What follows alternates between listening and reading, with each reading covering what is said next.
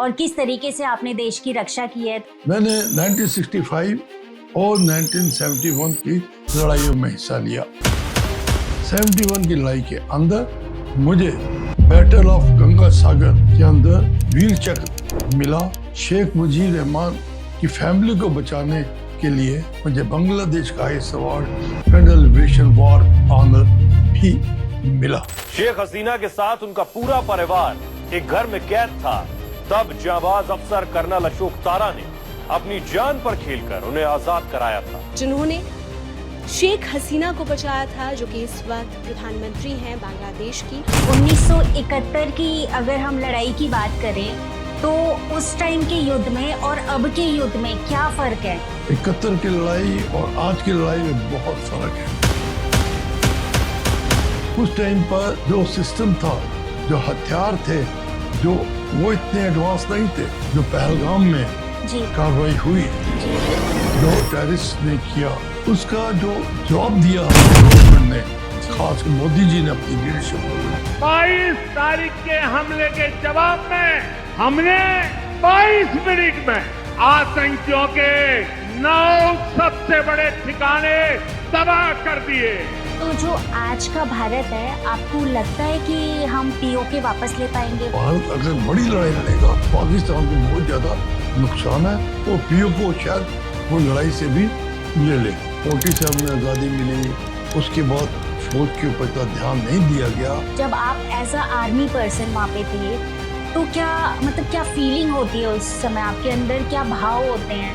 जी। वो जोश होता है, एक मेंटल, जिसको मैं आमतौर पर कहता हूँ स्टेट ऑफ माइंड। जो सिर्फ हालात फौज के अंदर आपने ट्रेनिंग ली है, बड़े हुए हैं, वो जो ट्रेनिंग है वो आपको इतना डेडिकेट बना देती है कि आप अपने देश की प्रायोरिटी जो है पहले रखते हैं और अपने जो है घर की बाद में आती है। आपने एक फैमिली है,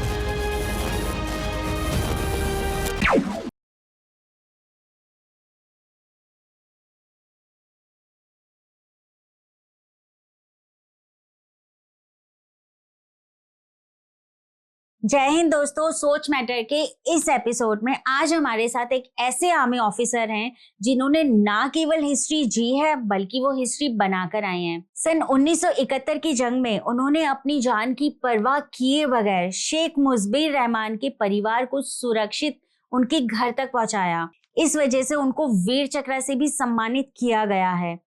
उनके नाम पे काफी सारी बायोग्राफीज भी बनी हुई हैं। आज जैसे देश में युद्ध का माहौल है और ऑपरेशन सिंदूर को अंजाम दिया गया है, तो उनके ओपिनियंस हमारे लिए बहुत मैटर करते हैं। तो चलिए स्वागत करते हैं आज के हमारे special guest retired colonel Ashok Tara ji का, only on Soch matters with me Poonam Rawat. जय हिंद सर, बहुत बहुत स्वागत है आपका हमारे चैनल सोच मैटर्स पर। जय हिंद। अब मुझे भी बहुत खुशी है कि आपने मुझे बुलाया है। जी सर, जैसे कि हम आपके बारे में जानते हैं कि आपको वीरता पुरस्कार भी मिल रखा है, तो आप थोड़ा सा अपने बारे में बता दीजिए तो हमारे दर्शकों को भी पता चलेगा कि आपने कैसे कैसे 1971 की लड़ाई भी लड़ी है और कैसे आप टेरिटरी में गए थे और किस तरीके से आपने देश की रक्षा की है। तो आप थोड़ा सा अपने बारे में बता दीजिए।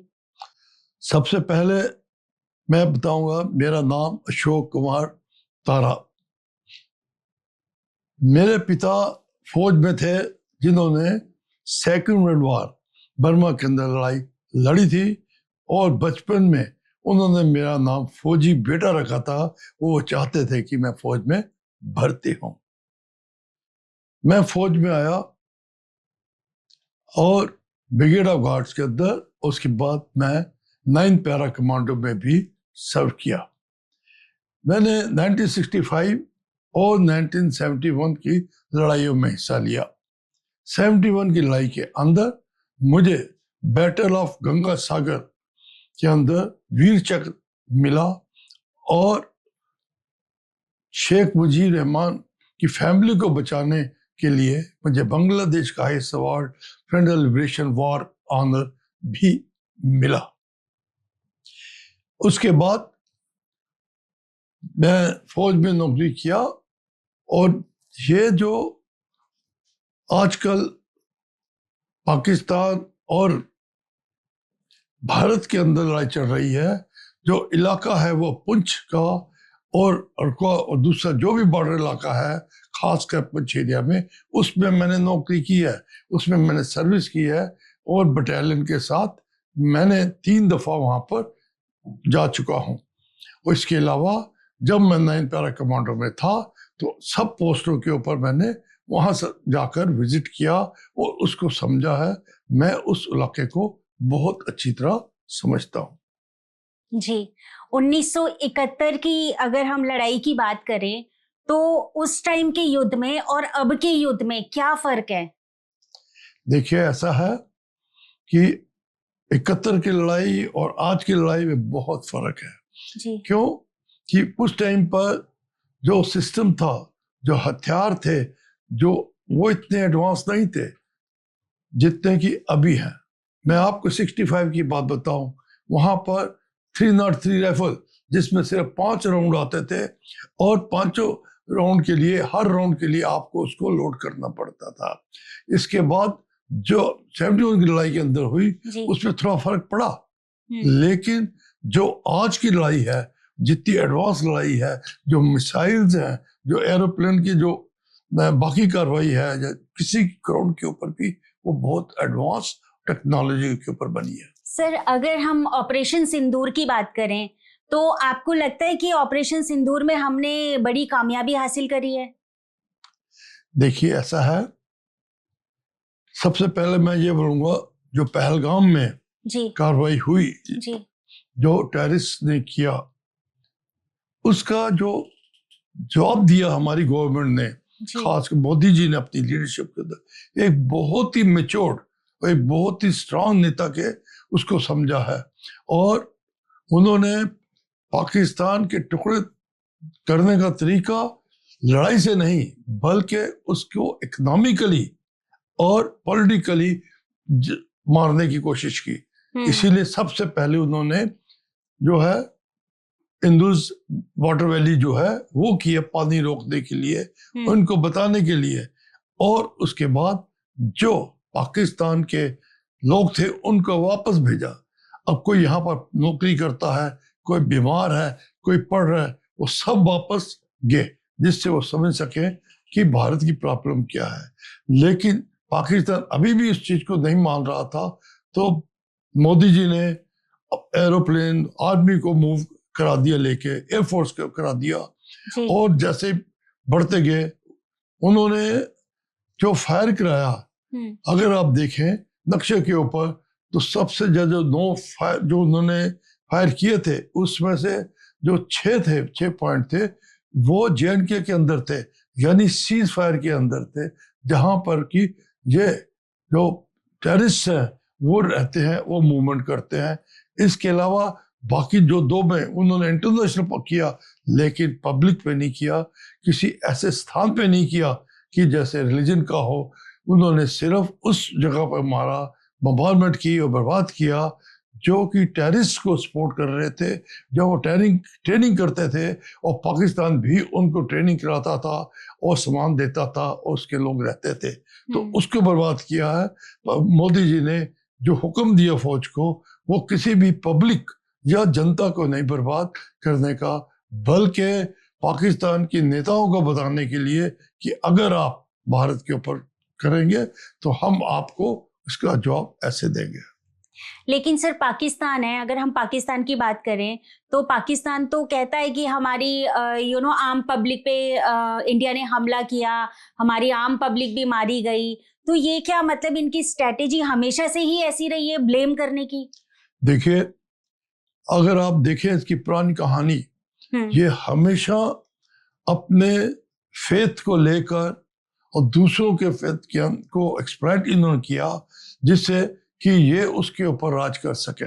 जी। इन्होंने पाकिस्तान के अंदर जो पब्लिक है उसको दबा के रखा, मिलिट्री के थ्रू या पॉलिटिकली जो भी स्ट्रांग आदमी हुआ, और उन सब ने भारत के अंदर या दूसरे देशों के अंदर अपने जो धर्म के लोग थे उनकी बचाने के लिए ये दिखाया गया कि हम जो है आप लोग पाकिस्तान में तब तक बचे रहेंगे जब तक आप लोग बाहर लोगों को बर्बाद करेंगे, झगड़ा करेंगे और हम उनके ऊपर जो हमला करके या कोई और कार्रवाई करके करेंगे। उन्होंने अपनी पॉलिटिकल जो पर्पस था और जो ये फौज नेता थे, लीडर थे, वो पावर पे रहने के लिए उन्होंने ऐसी कार्रवाई की थी। जी, अभी भी जैसे हम देख रहे हैं कि सीज फायर हो गया है, लेकिन वहां पाकिस्तान में लोग सेलिब्रेट कर रहे हैं कि हम जीत चुके हैं और हमने इंडिया को हराया है कहीं ना कहीं। वहां के खुद के प्रेसिडेंट ये बात बोल रहे हैं कि हम जीत चुके हैं, मतलब वहां के जो प्राइम मिनिस्टर हैं वो भी यही बातें कर रहे हैं, जो वहां के आर्मी ऑफिसर्स हैं वो भी यही बातें कर रहे हैं। तो ये कैसा प्रोपेगेंडा है उनका कि उनको लगता है और वो अपनी पूरी जनता को बेवकूफ बनाते हैं कि हमारी जो है इंडिया में जीत हुई है। 1971 के वॉर को भी वो कहते हैं हम जीते थे, कारगिल की वॉर को भी वो कहते हैं हम जीते हैं, और आज के टाइम पे जो ये हमारा ऑपरेशन सिंधु के बाद में जो लड़ाई हुई है उसको भी वो लोग कह रहे हैं कि हम जीते हैं।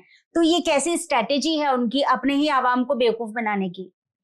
देखिए, जैसे मैंने बोला, वो अपनी कुर्सी, यानी कि वो ऊपर जो राज है, डिक्टेटरशिप है, चाहे वो फौज की से है या पॉलिटिक्स से है, वो तभी तक बनती है जब तक वो जनता उनके अगेंस्ट नहीं होती। लेकिन जब वो हारे हैं, जो ये हाल अभी, तो ये जो भारत ने किया है उनके ऊपर, ये तो सिर्फ झलक है, एक उनको शीशा दिखाया है कि हम ये अपनी देखिए आपकी ये जो करामत है और ऐसा जो है हम कर सकते हैं, लेकिन हम नहीं कर रहे, जिससे कि वो हमने अपनी जो पॉलिसी है जो हम चाहते हैं, ये झलक अब जनता ने समझना शुरू कर दिया है। ये अब वो झलक, जैसे आप बोल रहे हैं, जनता नहीं मानेगी। जैसे जो भारत से पाकिस्तान गए हैं या दूसरे लोगों से पाकिस्तान गए हैं, उनके ऊपर जो कार्रवाई हुई है, अभी आप देखेंगे कुछ ही दिनों के अंदर जो पॉलिटिकल पार्टी, सिविल और आर्मी के अंदर ये झगड़ा होना शुरू हो जाएगा। वो मैं अभी बताता हूँ आपको कि इसके अंदर रिवोल्ट होगा, या तो ये लीडर सरेंडर कर जाएंगे, सरेंडर के बदले कंप्रोमाइज करेंगे इंडिया के साथ कि हम ऐसी कार्रवाई नहीं करेंगे, और शायद वो कुछ समय के लिए कर दे। इसीलिए भारत जो है वो कंप्रोमाइज करने के लिए, इनको बताने के लिए कि हम ऐसे संधि नहीं करेंगे जैसे हमने शिमला एग्रीमेंट या दूसरे एग्रीमेंट किए हुए हैं। तो भारत के लिए सबसे बड़ा भी ये है कि इनको सबक सिखाने के लिए कि हम जो है, जो आजाद कश्मीर है उसको वापस लेंगे, जिसको कि वो आजाद बोलते हैं, हम उसको ऑक्युपाइड कश्मीर बोलते हैं, पीओके। इसलिए अभी ये जो भी होगा, ये असलियत बताई जाएगी कि भारत जो है पीओके के लिए क्या कार्रवाई करता है। उस जो कश्मीर का एरिया पाकिस्तान ने ऑक्युपाई किया हुआ है, उसके ऊपर क्यों, वही इलाका है जहां से टेररिस्ट जो है कार्रवाई करते रहते हैं और एंटी इंडियन की कार्रवाई होती है कश्मीर के अंदर और भारत के जम्मू के अंदर। इसलिए ये जो बनता है, लेकिन जनता अब जानती है, जैसे पाकिस्तान से गई, दूसरे से गई, इससे पहले बांग्लादेश के अंदर जो अभी यहाँ बांग्लादेशी आए थे उनको भी भेजा, तो वो जो कार्रवाई वर्ल्ड को भी पता है वो कैसे होगी। इसीलिए सिर्फ भारत पाकिस्तान को ही नहीं, टर्की को भी वो रोक रहा है, और वो जो है ये बताने के लिए, क्योंकि टर्की भी देखिए हथियार भी फेल हो गए कि भारत क्या क्या कर सकता है, और ये दबाव पड़ेगा पाकिस्तान के ऊपर, और उन जो नेता हैं उनको मानना पड़ेगा जो हकीकत है, जो सच्चाई है कि भारत एक ऐसा स्ट्रांग देश है, ऐसा देश है जो हर धर्म बराबर के हैं, उसके अंदर आप जो है ये धर्म का या दूसरी कार्रवाई से उनमें जो है उसकी अशांति नहीं फैला सकते। जी बिल्कुल। यहाँ पे अगर हम बात करें सर टर्की की, तो टर्की को भी कहीं ना कहीं देखा गया है कि हम टर्की की चाहे भारत कितनी भी मदद कर ले, लेकिन कहीं ना कहीं वो सपोर्ट करता है पाकिस्तान को। तो यहाँ पे आप टर्की की भूमिका को कैसे देखते हैं? टर्की क्यों सपोर्ट करता है पाकिस्तान को? अभी आप ये देखिए, अभी टर्की से पहले मैं आपको बता दूं कि अभी जो भारत का एम है, जो हमारे प्रधानमंत्री मोदी जी का एम है, पीओके को लेना। एक बार पीओके को हम कंट्रोल कर लेंगे, उसके बाद जो पाकिस्तान टर्की के साथ या टर्की के साथ मिलके एक इस्लामिक एरिया फैलाना चाहता है, जो उसने बांग्लादेश में किया है। लेकिन जी। अगर भारत पाकिस्तान को रोक लेगा, दबा देगा अपनी ताकत के साथ, जी। और जो भी उनका एग्रीमेंट होता है जी। उसके अंदर यकीन किया जाएगा जी। कि बांग्लादेश या टर्की बांग्लादेश में अपने इस्लामिक जो पार्टियां हैं, जो ग्रुप है, उनको जो है ना भेजे, और उसमें जो रिवोल्ट हुआ है, ये जो इस्लामिक रिवोल्ट है असल में, जी। और मिलिट्री के साथ मिलके उसको हटाया जाएगा, उसको उसके बदले जो है गणतंत्र लाया जाएगा। इसमें शायद अवामी लीग की नेता शेख हसीना होंगी, और जिससे भारत का जो है वो सेफ होगा। और साथ एक चीज और है, टर्की को भी चुप कराना है, चाइना को भी कराना है, जी। और कश्मीर के अंदर भी कराना है। जी। उस वक्त तभी होगा। एक चीज मैं आपको और बता दूं, वो ये कि जो बांग्लादेश में भारत का जो चिकन नेक है, जी। जो प्रॉब्लम क्रिएट किया जिसने, हाँ। वो जो है भारत उसको किसी ना किसी तरीके से एक्सपेंड करेगा एरिया को, या कोई ऐसा ट्रीटी करेगा जिससे जो नई गवर्नमेंट बांग्लादेश की आएगी जी। वो उसको सेव करे, जिससे कि भारत का जो ईस्टर्न साइड है भी जी। वो जो करे, और अब चाइना भी उसको इतना थ्रेट ना करे, और जी। जो उनका असम बंगाल से जो आना जाना या जो सिक्योरिटी है उसको सेव करे। ये भारत जो पीओके के लिए कर रहा है वो इसीलिए कर रहा है कि उसके ऊपर जोर पड़े और वो क्रॉस भारत के ऊपर कोई ना कब करे। तो जो आज का भारत है, आपको लगता है कि हम पीओके वापस ले पाएंगे? मतलब अब जो भी स्ट्रेटेजी बनेगी, अभी तो जैसे आप देखेंगे सीज फायर का माहौल है, सीज फायर कर दिया गया है, ठीक है। वहां पाकिस्तान बोल रहा है कि हम जीत चुके हैं। यहाँ पे डोनाल्ड ट्रम्प जी हैं जो वो अपनी बात से बिल्कुल पलट चुके हैं कि उन्होंने सीज फायर के लिए नहीं बोला है, ये सब बातें हैं। तो अब आपको क्या लगता है कि जो आज की स्ट्रेटेजी बन रही है उसके हिसाब से क्या भारत पीओके वापस ले पाएगा? देखिए, जैसे मैंने बोला, जो भारत है, जो मोदी जी ने प्लान किया है जी। पीओके का, जी। पीओके एक प्लान है जी। इसके अंदर कई चीजें आ जाती हैं।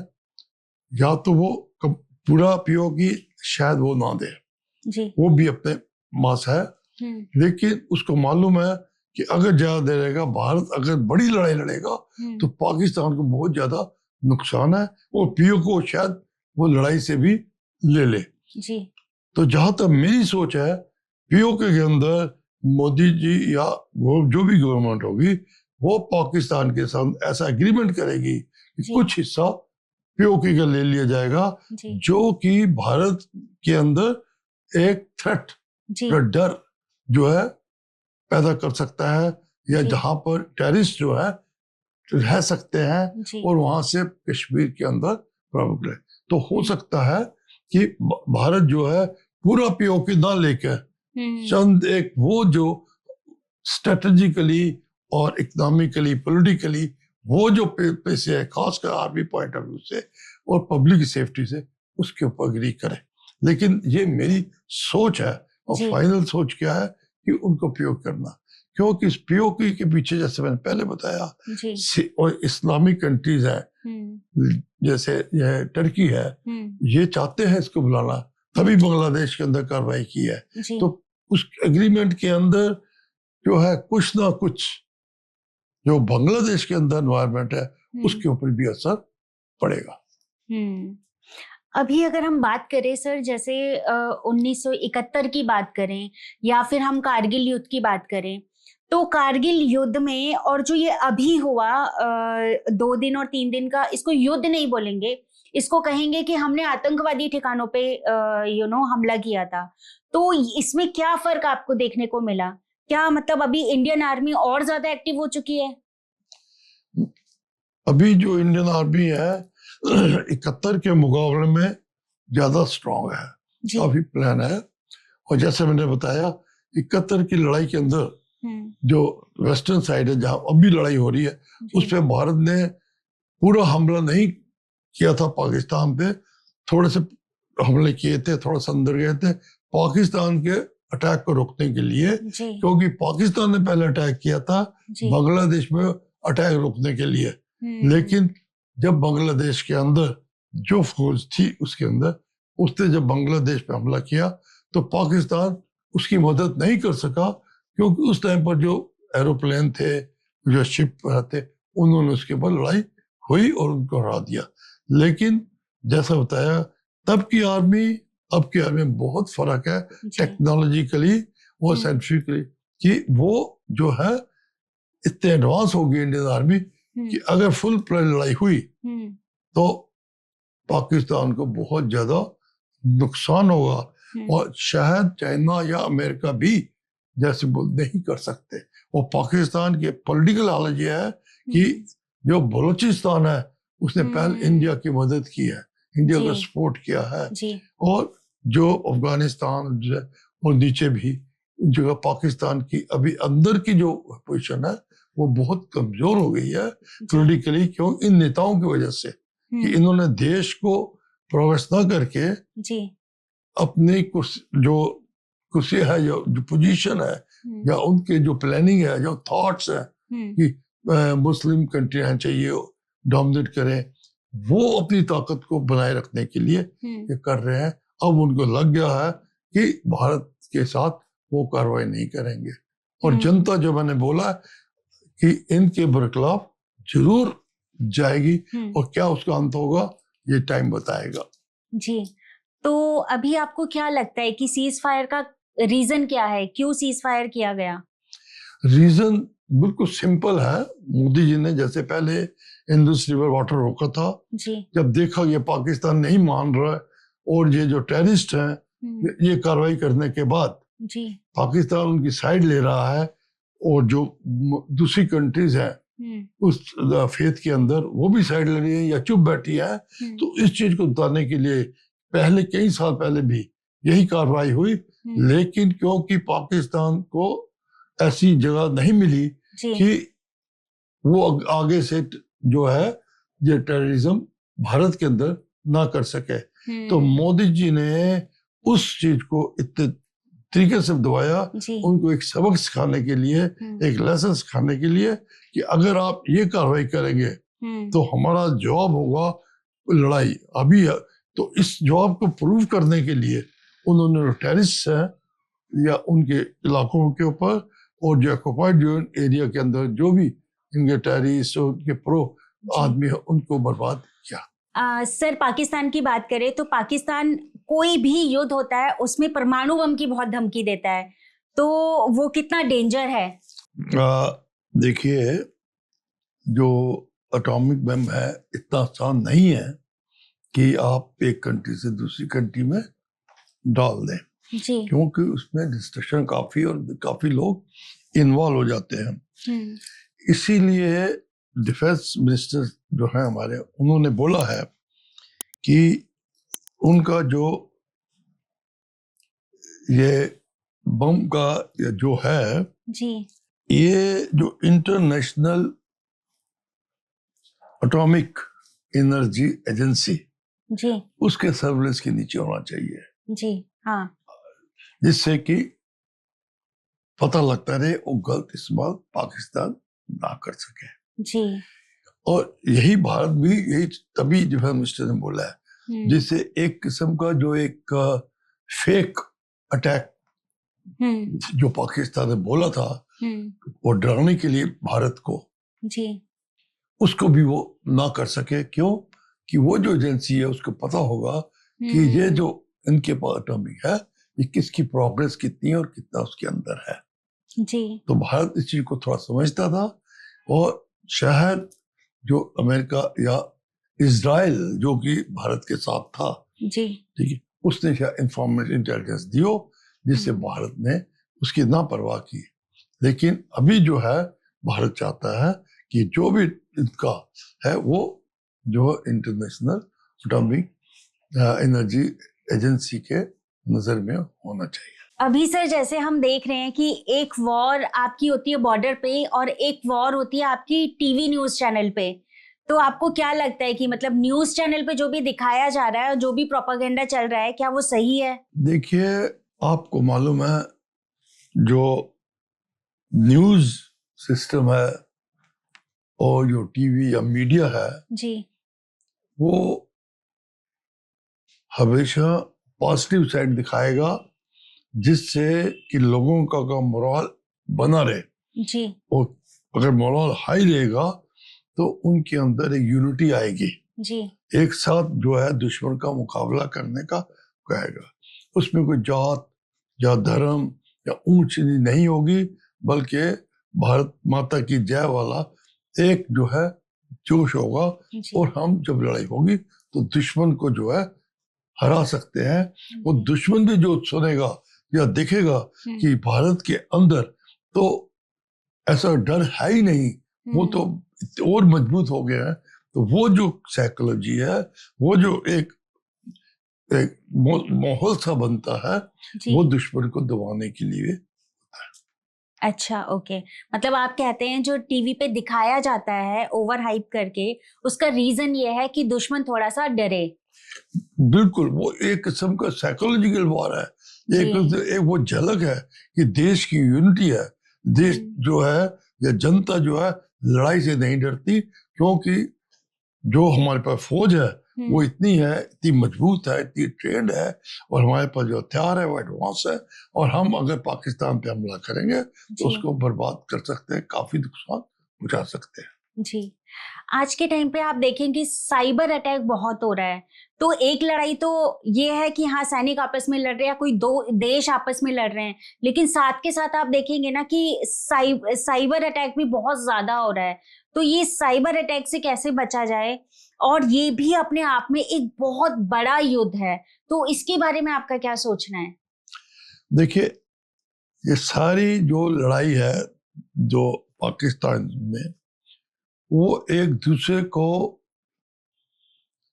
डोमिनेट करने के लिए है, जिससे जो और उनकी जो फौजी ताकत है या जो है जनता है, उसके अंदर उसको डिमोरलाइज करने के लिए है। जी। लेकिन जो भारत है वो इस चीज को समझता है और वो उसी के मुताबिक कार्रवाई कर रहा है। और जैसे अभी जो सीज फायर है वो चल रहा है, लेकिन अभी मुझे पता लगा कि ये सीज फायर के कुछ दिन पाकिस्तान ने बढ़ाने को बोला है, क्योंकि पाकिस्तान को समझ नहीं आ रही कि मैं जो है कैसे भारत की जो पीओ की रिक्वायरमेंट या दूसरे जो पॉइंट है उसको मैं जवाब दूं या कैसे कार्रवाई करूं। साबर की भी वही कंट्रोल कर सकते हैं। जी। सर, मैं आपसे जानना चाहूंगी कि जब आपने आर्मी ज्वाइन करी थी तो उस टाइम में और आज के आर्मी ज्वाइन करने में क्या फर्क है? देखिए, ऐसा है कि जब मैंने आर्मी ज्वाइन की थी 63 के अंदर, जी इमरजेंसी कमीशन में थी, उसके अंदर जो भर्ती हुए थे उन्हें बहुत जोश था। क्यों कि 62 लड़ाई में चाइना के साथ हुआ, जी, वो चाहते थे कि जो भी सरकार भी चाहती थी, लोग भी चाहते थे कि हम एक मजबूत फौज बनाएं। क्यों कि 47 में आज़ादी मिली, उसके बाद फौज के ऊपर इतना ध्यान नहीं दिया गया। जो डेवलपमेंट होने थे कंट्री के लिए, ज्यादा पैसा और वो जो डेवलपमेंट लगा, और उम्मीद नहीं थी कि सेकेंड वर्ल्ड वॉर हो चुकी है, लड़ाई शांति हो रही है, तो जिससे कि जो देश हैं वो आपस में लड़ेंगे और लड़ाई का खतरा है। और जो चाइना ने किया था उसका भी थोड़ा बदला लेने के लिए, ये सब चीजें देखते हुए 62 वॉर से पहले तो आर्मी शांत थी। वो उसको अगर मैं साफ लफ्जों में बोलूं, वो ज्यादातर सर्मोनियल टाइप थी, लेकिन क्योंकि लड़ाई का कोई डर नहीं था, सेकंड वर्ल्ड वॉर हो चुकी थी, आजादी मिली थी, सब कंट्रियों को काफी नुकसान हुआ था सेकंड वर्ल्ड वॉर में, वो उसको डेवलप करने के लिए था। लेकिन जब ये 62 की लड़ाई चाइना ने की तो उससे भी भारत जो है जाग गया, और उसके अंदर एक ऐसी क्रांति आई कि वो अपने आप को मजबूत बनाए और चाइना को जवाब दे। और चाइना ने भी अटैक के बाद विड्रॉ कर लिया था, उसको डर था कि भारतीय फौज जो आके उसके जो नुकसान ना पहुंचाए। तो वो हालत दूसरी थी। आज की हालत जो है, कई देशों में लड़ाइयाँ हुई हैं, हो रही हैं, उस हाल को देखते हुए भारत ने भी 65 की लड़ाई देखी, 71 की लड़ाई देखी, उसने देखा कि उसके ऊपर दूसरी मुल्क का जोर पड़ सकता है और ये बड़ी जो कंट्री है जो उनको सपोर्ट कर रही है, पाकिस्तान को, तब ईस्ट पाकिस्तान, तब बांग्लादेश या दूसरी कंट्री है, उन चीज को देखते हुए हमने अपने आप को मजबूत करे इनको वक्त पे जवाब देने के लिए। इसीलिए जो है अब की फौज और उस फौज में ताकत के अंदर बहुत ज्यादा फर्क है। जी सर, आपने 1971 की लड़ाई लड़ी है। मैं मतलब ये मेरा निजी सवाल है, मैं जानना चाहती हूँ कि जब आप एज अ आर्मी पर्सन वहां पे थे तो क्या फीलिंग होती है उस समय, आपके अंदर क्या भाव होते हैं कि एक युद्ध के माहौल में आप खड़े हो, आप बॉर्डर पे हो, तो वो भावनाएं कैसी होती है और आप लोग आपस में कैसे रहते हो, मतलब सब लोग आपस में कैसे रहते हैं, क्या माहौल होता है उस समय? मैं वो जरूर जानना चाहूंगी। देखिए, आपने एक बहुत पर्सनल क्वेश्चन है वो पूछा है। पहले 71 वार में मैं बता दूं कि मार्च 71 शुरू में से लेकर 16 दिसंबर 71, उसके बाद 70 दिसंबर से लेकर 24 जनवरी 72 तक मैं बांग्लादेश में था, लड़ाई में लिए था। और इसमें मैं आपको लड़ाई के बारे में थोड़ी लाइनों में बता देता हूँ, शायद आप उस चीज को समझ जाए। 71 की मार्च में जब शेख मुजीब रहमान ने बांग्लादेश का इंडिपेंडेंट आजाद देश डिक्लेयर किया तो काफी लोग जो है जो रेफ्यूजीज हैं बांग्लादेश से भारत बॉर्डर पे आए। मैं उस टाइम पर मिजोरम सबसे आगे पोस्ट जो चिटागांव के थी, पाकिस्तानी बिल्कुल पोस्ट सामने वहां पर था। रेफ्यूजी आए, हमने उनको कैंप में रखा दिया। जो यंग लड़के लड़कियां थी उनको मैंने ट्रेनिंग दी हथियारों के साथ, और 2 बार मैं उनके साथ इन्फिल्ट्रेट करके पाकिस्तानी जो इसमें थे उनके अंदर मैं गया, और एक बार मैं मुश भी हुआ, लेकिन उसमें मेरा एक जेसीओ की डेथ हो गई। दूसरे हम आगे ये चिटागांव हिल के सामने था। लेकिन जैसे जैसे वक्त गुजरता गया, लड़ाई की हालत बढ़ती चली गई, तो हमारी यूनिट जो थी 14 गार्ड, उसको नीचे त्रिपुरा में लाया गया, अगरतला, जो कि बांग्लादेश का बॉर्डर है। उसके अंदर एक बैटल थी श्रीनगर, वहां पर जहां पर मैं डिप्लॉय था, वहां पर भी काफी अपने हरकत की कि हमने तब पाकिस्तान के पोस्ट पे फायर किया उनको, क्योंकि उन्होंने सफेद झंडा तक मुझे दिखाया जी। और उसके बाद बात बढ़ती गई, उन्होंने हाथ जोड़े और पीस, यानी कि कोई फायर ना करे कैजुअलिटी, तो वो हम मान गए क्योंकि उसको दीवार क्लियर नहीं हुई थी। उसके बाद एक और लड़ाई हुई थी टी गार्डन और ढलाई, जिसमें काफी कैजुअलिटी इंडियन फोर्स की और पाकिस्तान दोनों की हुई थी, उसमें भी मैंने हिस्सा लिया था।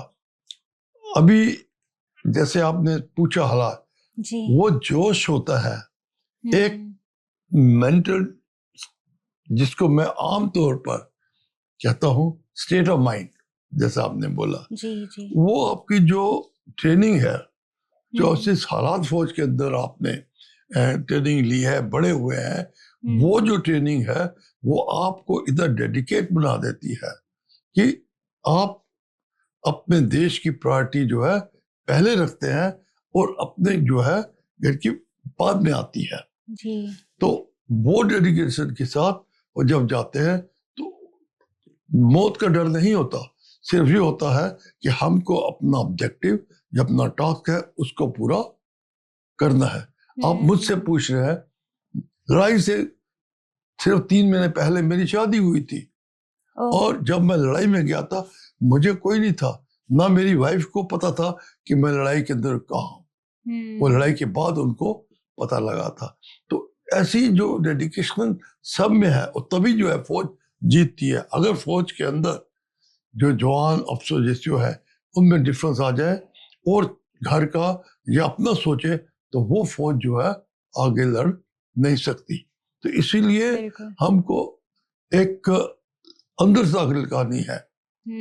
मुझे गुरु गोविंद सिंह जी का याद आ गया, चिड़ियों से मैं बाज लड़ाऊं तो मैं गुरु गोविंद से लड़ाऊं। इसका मतलब अगर आप बाज नहीं हैं, ठीक है, तो आप वो जो चिड़िया है जो सोचती है अपने बारे में, घर के बारे में, हिम्मत नहीं है, लड़ नहीं सकते, तो वो जो फौज कभी जीतती नहीं है। जी, पर ऐसा आर्मी पर्सन देखे ना सर, तो मैं भी फील कर पा रही हूँ कि यहाँ पे फैमिली का भी कितना सपोर्ट होता है। मुझे ऐसा लगता है कि आर्मी पर्सन की जो फैमिली है ना, वो भी बहुत ज्यादा स्ट्रांग होती है और कहीं ना कहीं उनके अंदर भी वो सेम डिजायर होता है।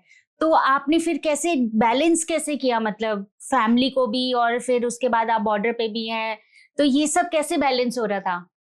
देखिए, मैं अपनी बात तो बाद में बताऊंगा, लेकिन जो आम तौर पर क्या होता है, जो फैमिली है, हाँ, वो जब ट्रेनिंग होती है, जहाँ हम बॉर्डर पे जाते हैं, पेट्रोलिंग वहां पर होती है, वहां भी थोड़ा फायर होता है, सेपरेटेड फैमिली होती है जी, उसके अंदर वो एक किस्म का माहौल ऐसा हो जाता है कि उनको एक आदत पड़ जाती है जी, और कुछ तो आर्मी फैमिली से आई होती है तो वो अलग होता है। तो वो जब पीस में रहते हैं वो भी फैमिली एरिया में रहते हैं, कहीं ट्रेनिंग है कहीं बाहर, तो वो जो माहौल जो है जी, वो उनके अंदर आ जाता है और कोई ये नहीं है कि उसको ये रोका जाए या कुछ, बल्कि जो वाइफ होती है, पत्नी है, वो इनकरेज कर देती है। अगर वो रोके तो शायद जो अफसर है या जवान है उसके अंदर वो जोश नहीं आएगा जी, कि दुश्मन को हराना है क्या।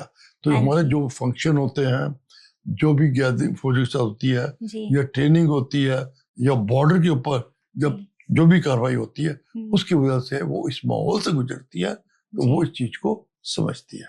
जी, मैं आपका ये वाला पॉइंट ना सर बहुत अच्छे से समझ पा रही हूँ, because being a army family, मेरे फादर भी आर्मी में थे, तो मैंने हमेशा देखा है कि पापा की ना हमेशा पोस्टिंग होती रहती थी, तो हमें लेके मतलब मेरे को ऐसा लगता है कि शायद हमें ना हमारी माँ ने ही पाला है, क्योंकि घर को देखना, सब कुछ करना, और मुझे ऐसा लगता था कहीं ना कहीं मेरी मम्मी ना मेरे पापा से ज्यादा स्ट्रांग है, कि उनको मतलब जैसे पापा अपनी ड्यूटी कर रहे हैं, सब कुछ कर रहे हैं, लेकिन जो एक माँ है ना, वो अपनी ऐसी रिस्पॉन्सिबिलिटी निभा रही है कि बस मेरे बच्चों के अंदर कोई कमी ना रह जाए, मेरे बच्चे बहुत अच्छे संस्कारी भी बने, उनकी एजुकेशन भी पूरी हो। तो मैंने देखा है कि सुई से लेके धागे तक का सारा काम ना मेरी मम्मा ने खुद ही करा है।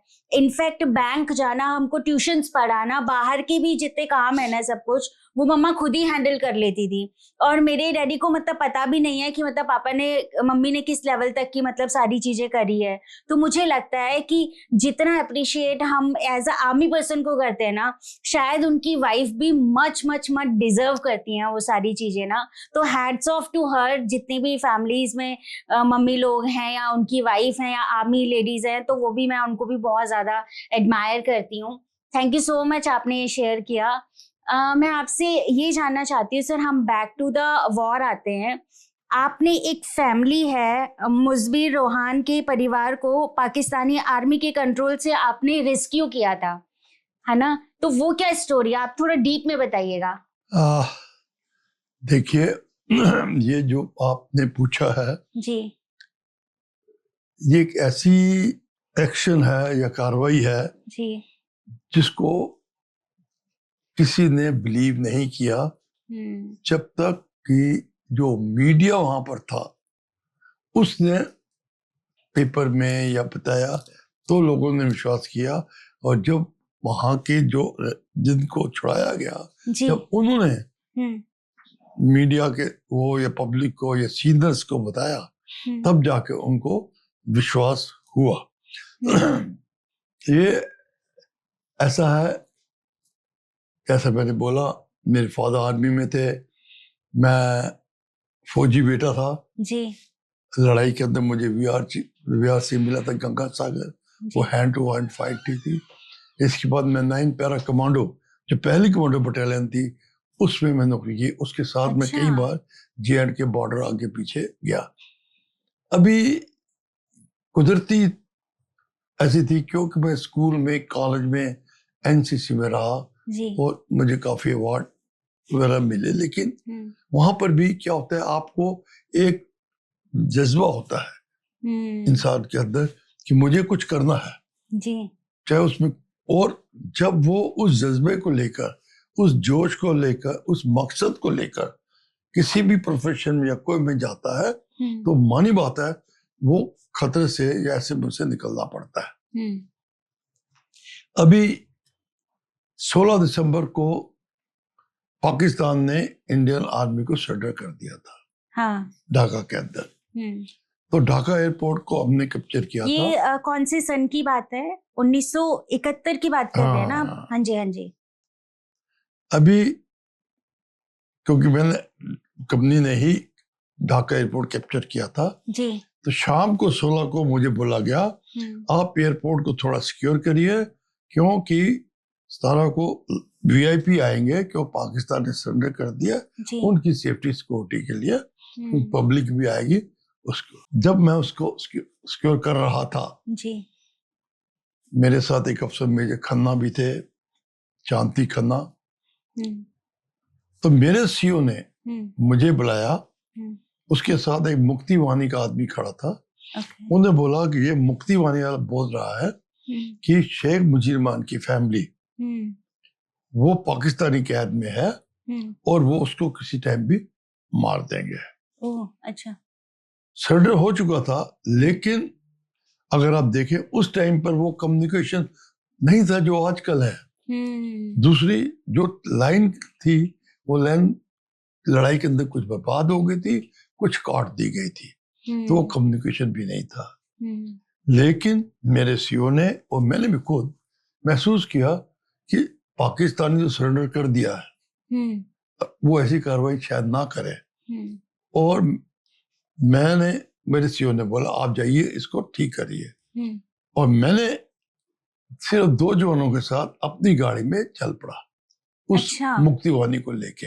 मुक्ति वाणी का आदमी, जब मैं घर से 100 गज दूर था वहां भीड़ थी, उसमें मीडिया के काफी लोग थे, बीबीसी के, इंडिया के, बांग्लादेश के जी, दूसरे, और पब्लिक भी थी। उन्होंने मुझे रोक दिया, कहते आप आगे मत जाओ। मैंने क्यों? क्योंकि वहां जो पाकिस्तानी पोजीशन में है, जिसकी कैद में ये थे, वो जो जाता है उसको गोली मार देते हैं। अच्छा। और दिखाया एक कार में एक डेड बॉडी पड़ी थी लेडी की, वो डॉक्टर, लेकिन वो मीडिया में भी इंटरेस्टेड थी, इसलिए गई थी उसको मिलने के लिए। और कुछ देर पहले पब्लिक पे भी फोन किया था। अभी मुझे टास्क था उस फैमिली को बचाना। मैंने सोचा अगर मैं अपने सीनियर्स को बताऊंगा तो पहले तो बहुत सवाल पूछेंगे मेरे से, अगर मान जाते हैं तो फौज आते आते टाइम लेगी और उनकी जान खतरे में है, और मेरे साथ 2 जवान है, मैं कुछ नहीं कर सकता, करूंगा कुछ कर सकता, अंदर जो बैठे उनकी जान को खतरा है। तो मैंने सोचा कि मैं, क्योंकि सरेंडर हो चुका है, तो मैं उनको साइकोलॉजिकली, क्योंकि मैं पैरा कमांडो था, उस हिम्मत से इनको जो है अपने गट्स और विट्स, जिसका नाम बाद में दिया गया, उससे जो है अपने विट से इनको सरेंडर करने के लिए बोलूं। उस हालत में मैंने अपना हथियार जवान जो होते उनको दे दिया और बोला आप मेरे पीछे नहीं आओगे। हाँ। मैं बिना हथियार के उनकी तरफ चल पड़ा। अच्छा। जब मैं कार के पास पहुंचा, डेड बॉडी पास, मैंने पूछा कोई है? कोई जवाब नहीं था। 2 बार बोला, कोई जवाब नहीं था। मैं आस्ता आस्ता आगे बढ़ा।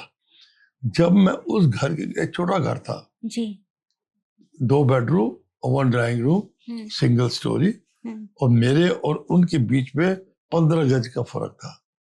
अच्छा। तो वो फर्स्ट छत के ऊपर थे और एक गेट के ऊपर एक सेंट्री था, राइफल बैलेट के साथ। मैंने उनको बोला, मैं जब गेट के पास पहुंचा उन्होंने मुझे बोला पंजाबी में, आप रुक जाओ नहीं तो हम गोली चलाएंगे। अच्छा। मैं पंजाबी, मैंने भी उनको बोला कि आप की फौज ने सरेंडर कर दिया है और आप भी सरेंडर कर दो, लेकिन वो मानने को तैयार नहीं थे। उन्होंने मुझे कहीं डराया, एक गोली मेरे ऊपर चलाई जिससे मैं डर जाऊं पब्लिक के ऊपर। अच्छा। शायद उन्होंने मुझे यूनिफॉर्म में देखा था या क्या वजह थी, मेरे ऊपर ना चलाई, या हो भी सकता है, लेकिन मैं ऊपर से गई पब्लिक की तरफ। लेकिन मैंने उनको बोला आप मुझे मार दीजिए, क्या होगा, भारतीय फौज आएगी, मुक्तिवानी वाले आएंगे, वो आप 12 आदमी हैं, आपको मार देंगे।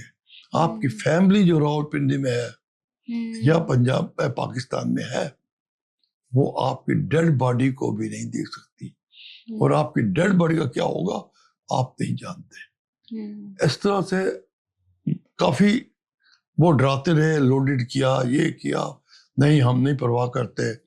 उन्होंने गालियां भी दी, जो भी आप पंजाबी में दे सकते हैं जी। लेकिन मेरे कहने से मुझे महसूस हुआ कि वो थोड़े से नरम हो गए। तो उन्होंने बोला ठीक है, हम अपने सीनियर, अच्छा गेट के ऊपर जो सेंट्री था, ऐसे करते हुए गेट पे पहुंच गया। गेट की सेंट्री की जो राइफल के आगे बैलेट होता है, जब गुस्सा लगा, वो मेरी बॉडी को टच कर रहा था और कांप रहा था कि वो शायद इंडियन आर्मी का अफसर या जवान नहीं देखा, और मेरी नजर ऊपर थी। अभी वो बोले कि हम अपने सीनियर से बात करेंगे और फिर कार्रवाई करेंगे। अंदर से आवाज आई, खिड़की सामने थी, तो मिसिज मुजीर रहमान की, कि आप इन पे विश्वास मत करो, ये कभी भी गोली चला सकते हैं, ये बहुत गलत आदमी है। मैं समझता था, मैं उनसे बात नहीं की, इशारा किया और उसे कमांडर से कहा कि टेलीफोन कट गई है, आपकी जो अफसर हैं उन्होंने सरेंडर कर दिया है, आपको कोई खबर नहीं मिलेगी, और जितना आप लेट करोगे, मैंने बताया है आपकी जो बारह है उनकी मौत को बुला रहे हैं। और उनको मैंने प्रॉमिस किया, मैं फौजी यूनिफॉर्म के अंदर आपको प्रॉमिस करता हूं कि आप सरेंडर कर देंगे तो मैं आपको आपके हेडक्वार्टर पहुंचा दूंगा, जिससे कि आप पाकिस्तान जाकर फैमिली को मिल सके। वो थोड़ी देर चुप रहे, मैंने एक बार और बोला, उसके बाद वो सरेंडर करने को तैयार हो गए। अब दुश्मन है, राइफल हथियार लोडेड थे, मैंने बोला आप हथियार छोड़ दीजिए और आप नीचे आ जाओ। वो नीचे आ गए, मैंने अपनी गाड़ी में हेडक्वार्टर भेज दिया। घर के अंदर दरवाजा खोला, जो ये थे मिसिज मुजीर रहमान, उनकी जो थी, वो आई, मुझे गले में लगाया और बोला कि आपको खुदा ने हमें बचाने को भेजा है। उनके साथ शेख हसीना, उनकी बेटी अदर बहन रेहाना, उनका भाई रसल और बेटा छोटा जो है वो उस घर के अंदर उस टाइम थे। अभी इतने में एक मिस्टर खोखा आए जो कि इनके जान के थे और मुक्तिवानी के थे नेता। उन्होंने मुझे बांग्लादेश का झंडा दिया और मुझे शेख हसीना ने बोला कि ये झंडा आप मेरे घर के ऊपर लगा दीजिए। मैं गया, पाकिस्तान का झंडा मैं नीचे फेंका और बांग्लादेश का झंडा उनके घर के ऊपर लगाया। शायद मैं पहला आदमी था बांग्लादेश के अंदर या हुआ कि उनकी आजादी के बाद झंडा बांग्लादेश का मैंने लगाया। और जो पाकिस्तान झंडा मैंने फेंका था उस पे मिसिज शेख मुजीर रहमान ने पाँव रखा जोर से और बोले जय बांग्ला। तब तो और लोग आ गए थे, मीडिया आ गया था, वो जय बांग्ला क्या हुआ था। अच्छा। और ऐसे मैंने उसको छुड़ाया। तो ये चीज कहीं ना कहीं मीडिया में आई तो आर्मी को पता चला कि ऐसा कुछ इंसिडेंट हुआ था। हाँ, ये मीडिया में आई, लेकिन तो भी जो मैंने ऐसे बोला कि इस पे विश्वास नहीं किया उन्होंने। हाँ। क्योंकि तब तक शेख मुजीब रहमान को भी मिला, उन्होंने ये बताना भूल गया कि दिसंबर के अंदर जी मेरी जब फौज बांग्लादेश से जानी शुरू हुई तो हुक्म मिला कि आप नहीं जाओगे, क्योंकि शेख मुजीब रहमान जो पाकिस्तान जेल में थे जी उनको छोड़ा गया, तो वो आएंगे, वो आपसे मिलना चाहते हैं, उन्होंने मैसेज दिया है। अच्छा। वो 10 जनवरी 1972 में आए, 12 जनवरी 72 में उन्होंने मुझे बुलाया और मुझसे बातचीत की इन्फॉर्म बड़े तरीके से। और एक बार और बीच में आया, फोटो खींची, बोले मैं फैमिली के साथ फोटो खींचे तो मेरे बेटे समान है, वो फोटो लगाई हुई थी। अच्छा। और वो इनके जो नेशनल म्यूजियम वहां भी लगी थी। जी। और 24 जनवरी 72 में मैं वापस आया। अभी ये जैसे आपने सवाल पूछा, जी। बीच में थोड़ा सा कूल डाउन हो गया। एक तो प्राइम मिनिस्टर था, फिर उनके बाद म्यूटनी हुई। जी।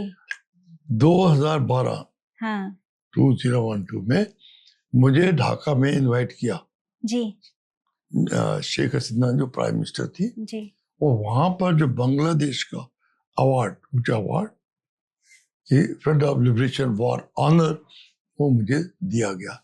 तब वाह। जाकर जो भारत की पब्लिक है जी, उनके ऊपर पता लगा ये हुआ।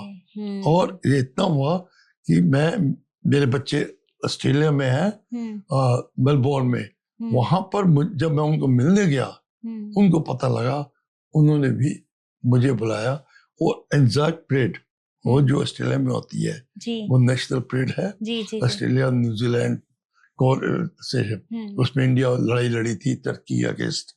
तो उनके ऑनर करने के लिए मार्टियर्स के ये नेशनल परेड होती है कुछ में, उसमें भी मुझे बुलाया, बोला इसको लीड करो। उसमें जो इंडियन ऑफिसर या रिटायर्ड ऑफिसर जो थे उनको दिया गया।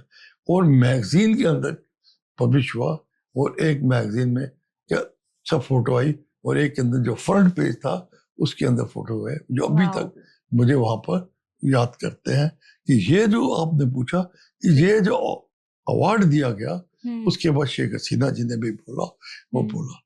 और पीछे 2021 बीच में आई, वो मुझे मिला, अवार्ड दिया, मोदी जी को बताया, वो काफी है, मोदी जी ने एक साथ फोटो है। अभी ये जो मैं आपको बताना चाह रहा हूँ, ये गोल्डन विक्ट्री है, गोल्डन है। जब 50 साल हुए, उसमें जब मोदी जी ने 16 को मुझे बुलाया गया इंडिया गेट, वहां पर मैंने एक मशाल होती है, वो मोदी जी को दी। मोदी जी ने मशाल को जो आग लगाई, उसके साथ 2 हमारे साथ अफसर थे, नेवी के, एयरफोर्स के, वो मैंने मशाल दी। वो मशाल भारत के चारों तरफ गई, खासकर उस जगह पर जहाँ पर मार्टियर्स का था। वो 17 दिसंबर 21 में, जब वो कोविड की वजह से ना वो आ सकते थे ना वो आ सकती थी, तो इंटरनेशनल उसके ऊपर बातचीत हुई। तो उसके अंदर शेख हसीना जी ने, वो रिकॉर्डेड है सब, जितना भी मैंने बताया सब पेपर रिकॉर्डेड है, कि उन्होंने बोला कि आज के दिन मैं इंडियन आर्मी अफसर मेजर अशोक कुमार तारा को नहीं भूल सकते, जिन्होंने मेरी माता को, मेरी बहन को और मेरी भाई की जान बचाई थी। बांग्लादेश की आज़ादी 16 दिसंबर को हुई थी और हमको आज़ादी 17 दिसंबर को। ये रिकॉर्डेड है न्यूज़पेपर में, पेपर में एंड वीडियो के अंदर। Amazing, amazing. तो ये नोट आगे काट देना, समझे? हाँ। तो अगर आप आए तो आप देखेंगे कि कैसे है। ये तो जो बताया है ये लाइफ का मेरा इतना सा हिस्सा है, बाकी हिस्सा तो बताया नहीं आपको। Wow, but it's a wonderful life is like that. ठीक है सर, जब आपको वीर पुरस्कार मिला तब आपकी क्या फीलिंग थी, आपका क्या एहसास था, और आपको लगता है कि देश ने आपके बलिदान को स्वीकार किया है? देखिए, जो भी लड़ाई के अंदर मैंने कार्रवाई की और नवंबर 1972 के अंदर मुझे जो है राष्ट्रपति ने वीर चक्र दिया था। कुछ और भी अफसर थे जिनको, किसी को वीर चक्र है, किसी को सेना मेडल या दूसरे अवार्ड मिले थे। जो सबसे अच्छी बात ये थी कि एक जो मेरी ड्यूटी थी, जज्बा था, जी मुझे हमेशा आगे बढ़ के कुछ हासिल करने का, वो अंदर मेरे था। लेकिन एक चीज सबसे अच्छी वो ये थी कि मेरी माता और जी। मेरी पत्नी दोनों मेरे साथ थे। वाह। और खासकर जब मेरी माता ने मुझे पकड़ा, जोश किया और प्यार किया और बोला, बेटा मुझे तेरे कार्य इस अवार्ड के ऊपर बहुत मान है और मैं बहुत खुश हूँ। जब माता ऐसा बोलती है तो एक इंसान के अंदर एक कुदरत खुशी पैदा होती है। और मेरी पत्नी जो है, जो मेरी तरफ देखती रही, और उस चीज को मैं समझ सकता था कि उसके अंदर क्या खुशी है। तो ये जो देश के लिए काम किया और ये जो अवार्ड मिला, उसके अंदर एक ऐसी खुशी और आती है, आपको उसको बयान करना बहुत मुश्किल हो जाता है। जी, आपके ऊपर काफी सारी बायोग्राफीज भी हैं। टाइगर ब्लिंक्स करके आपके ऊपर बायोग्राफी है। आपको कैसा फील होता है कि हर जगह, मतलब बांग्लादेश की अगर हम बात करें, वहां पे भी आपके ऊपर बायोग्राफी लिखी गई है, तो वो क्या फीलिंग है और आपको कैसा लगता है? नहीं, ये तो जब बायोग्राफी और जो किताबें या आर्टिकल्स जी आते हैं तो मेरे अंदर एक खुशी पैदा होती है जी। कि मैंने जो नौकरी या सर्विस की है फौज के अंदर, या देश के लिए जो मैंने कार्रवाइयाँ की हैं, उसका जो मुझे इनाम अवार्ड मिला है, और मेरी मेहनत या ईमानदारी या जो वफादारी है वो नजरअंदाज नहीं हुई। जी। और मेरे माता पिता जो चाहते थे, मैंने अपनी मेहनत से, इज्जत से है, उनको दिया। तो एक नेचुरल खुशी होती है जब भी कभी, जैसे अभी आपने इंटरव्यू के लिए बुलाया, तो एक जज्बा सा होता है कि हाँ, जो मैंने कार्रवाई की है उसका फल जो है मुझे मिल रहा है, और लोगों को भी पता लगता है कि किस तरह का ये फौजी है और क्या कार्रवाई इसने की है। सर, आपको क्या लगता है अभी की जो सिचुएशन है उसमें वॉर बढ़ेगी या वॉर थमेगी? जहां तक तो मेरा ख्याल है या मेरा सोच है, जितना मैंने पढ़ा भी है, उसको समझने की कोशिश की है, क्योंकि इस इलाकों में नौकरी मैं कर चुका हूँ और काफी लोगों को मैं जानता हूँ। और जो पेपर में आता है, मतलब ओवरऑल जो भी हालत है, उस हालत को देखते हुए और जो मकसद है, एम है भारत का, वो देखते हुए मुझे नहीं लगता कि ये लड़ाई जो है बड़े लेवल पे जाए। हो सकता है बीच में थोड़ी फायरिंग या हरकत हो, लेकिन ये फुल फ्लेज वॉर जो है वो होने की मुझे उम्मीद नहीं है। अच्छा, लास्ट में चलते चलते आप हमारे देशवासियों को कुछ संदेश देना चाहते हैं तो वो आप दे दीजिए। मैंने जैसे पहले बताया कि जो देश है वो सब धर्मों से ऊपर है, इसलिए जब देश की बात आती है तो हमें धर्म और जात पात को बीच में नहीं लाना और देश के मान को बनाए रखना है। जी सर, आपकी जैसे ब्रेव सैनिक हमारे देश में आते रहने चाहिए। आई एम श्योर आपकी जर्नी से जितनी भी हमारी ऑडियंस है वो सब इंस्पायर्ड हुई होंगी। जो हमारे अपकमिंग जवान हैं, जो अब आने वाले हैं या जो आर्मी की तैयारी कर रहे हैं, आई एम श्योर आप उनके लिए बहुत बड़ी इंस्पिरेशन है। और आप हमारे पॉडकास्ट में आए, हमारी और सोच मैटर की टीम की तरफ से आपका बहुत बहुत धन्यवाद। आपको सत सत नमन। जय हिंद। जय हिंद। लेकिन जी, इसके साथ मैं आखिर में ये बता जाता हूँ जी, कि जो देश होता है जी, वो सब धर्मों से ऊपर होता है, जी, और हमें ये सोचकर और इस देश के अंदर रहना है। और उससे सोच को देखते हुए मैं दोबारा आपको जय हिंद बोलता हूँ। जय हिंद।